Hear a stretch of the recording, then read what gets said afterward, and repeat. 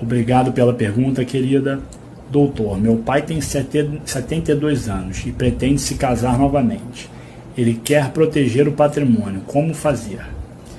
Então, querida, atualmente está em vigor, né, uma lei que obrigatoriamente a pessoa que tem a partir de 70 anos, ela necessariamente deve se casar através do regime da separação total de bens.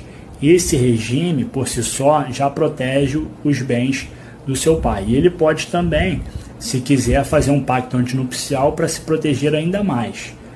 Recentemente, nós tivemos o julgado do STF que esse regime de bens de separação total, a partir de agora, pode ser afastado através de uma escritura pública.